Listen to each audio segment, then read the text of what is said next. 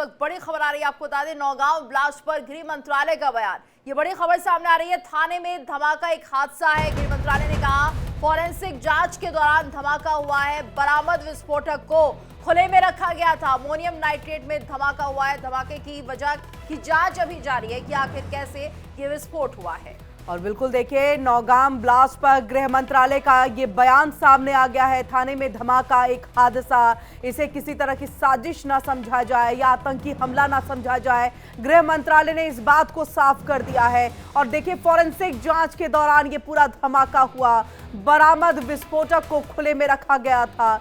Ammonium nitrate में धमाका हुआ है और धमाके की वजह की फिलहाल जांच की जा रही है। और इसीलिए तमाम वहां पर जो जांच दल की टीम है वो मौके पर मौजूद है। और देखा हमने कि किस तरह से वहां पर राहत काम का भी जो कार्य है वो किया जा रहा है। इन सब के बीच में जो यहां पर बात सामने आ रही है कि ये महज एक हादसा है, ये फॉरेंसिक जांच के दौरान हुआ धमाका है, ये किसी तरह की कोई साजिश नहीं, आतंकी हमला नहीं। अमोनियम नाइट्रेट में ये धमाका हुआ और धमाके की वजह अभी फिलहाल जांच का विषय। बिल्कुल, और ये साफ कर दिया गया है कि सिर्फ एक हादसा है। अभी तक कोई आतंकी घटना इसमें सामने नहीं आ रही है।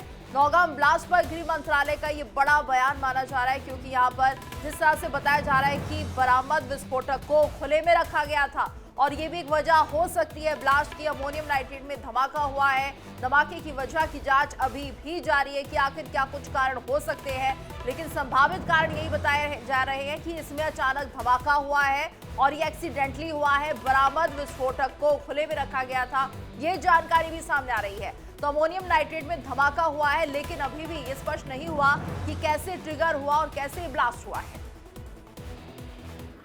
जय हिंद। कल दिनांक 14 नवंबर की रात 11:20 पर एक दुर्भाग्यपूर्ण घटना में जम्मू कश्मीर के नौगांव पुलिस स्टेशन के अंदर एक बड़ा विस्फोट हुआ। नौगांव पुलिस स्टेशन ने हाल ही में एक पोस्टर से लिए गए लीड के आधार पर एक बड़े आतंकी मॉड्यूल का पर्दाफाश किया था।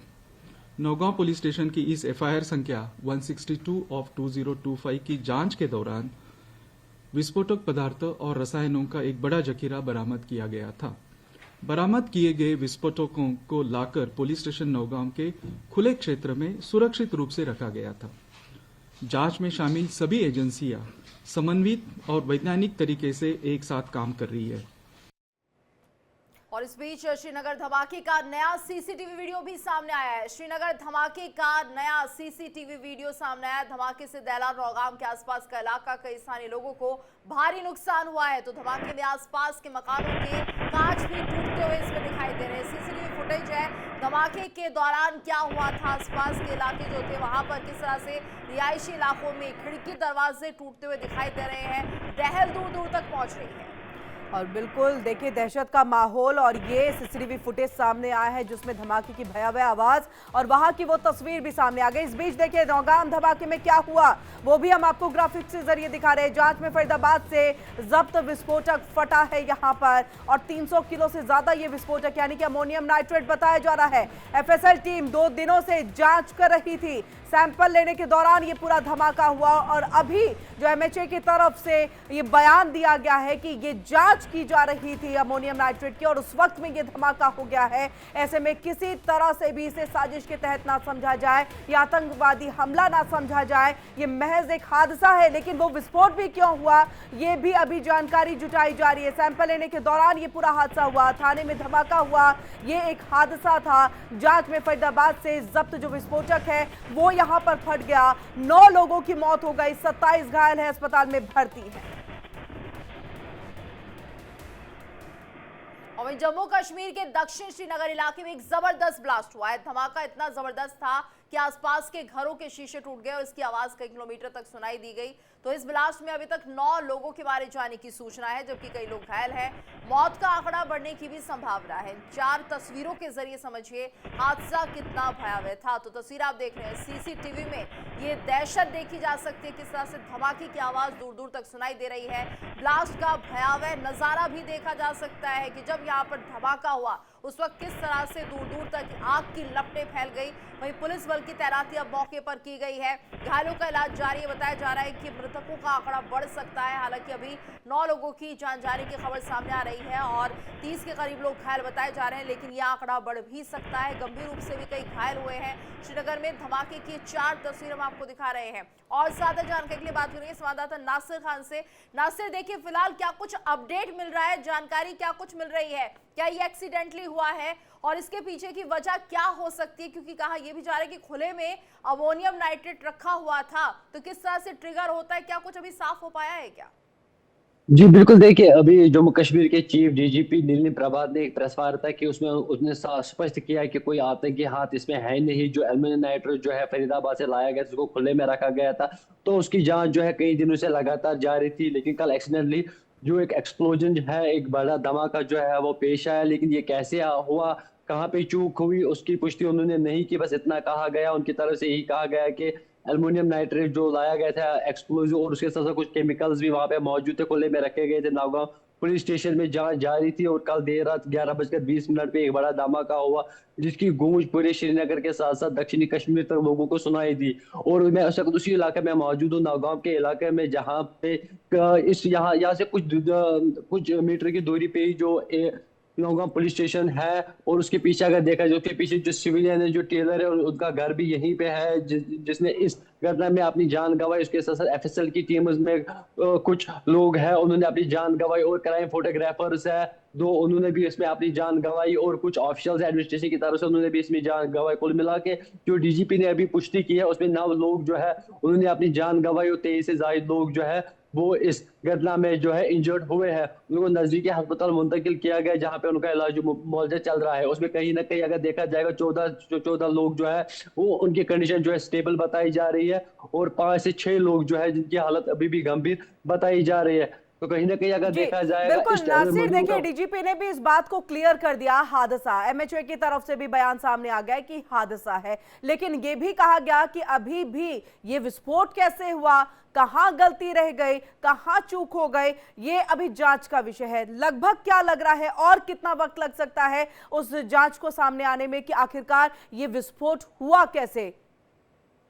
बिल्कुल, देखिए ये तो जहाँ पे कल ये घटना घटी नौगांव पुलिस स्टेशन में, वहां पे एफएसएल की टीमें जो है वो कल से ही मौजूद है। एसडीआरएफ की टीमें, एनडीआरएफ की टीमें जो मौजूद है वहां पे जांच किया जा रहा है। मुझे लगता है कि 3-4 बजे तक इसकी पूरी जांच जो है की जाएगी, और 3-4 बजे तक इसका पूरा रिपोर्ट जो है पब्लिक के सामने रखा जाएगा। अभी तक जो डीजीपी का कहना है, जो पुष्टि हुई थी, वो हमने अपने दर्शकों को बताया कि एक हादसा हुआ है, लेकिन अभी भी ये तय नहीं हुआ है कि आखिर ये हादसा अगर हुआ, ये कैसे हुआ, कहाँ पे चूक हुई, कैसे हादसा हुआ, इस पे अभी जांच जारी है। आने वाले समय में ही इसका पूरा खुलासा होगा। हमने देखा जब वैली में भी एक ब्लास्ट हुआ था, कार ब्लास्ट हुआ था, उसमें भी 24 घंटे लगते, 12 घंटे के भीतर ही उसमें भी जो है पुष्टि की गई थी कि आतंकी हमला है। लेकिन अभी नौगांव इलाके में 12 घंटा भी नहीं बीता, कल से लगातार हमने देखा कि एफएसएल की टीमें जुड़ी है, तमाम टीमें वहां पे पहुंची है, पूरा एरिया जो है कॉर्डन ऑफ किया गया, किसी को स्पॉट के पास जाने की अनुमति नहीं दी जा रही है। मुझे लगता है कि आने वाले 3 या 4 घंटों में इस बात की पुष्टि हो जाएगी, और क्लियर इमेज जो है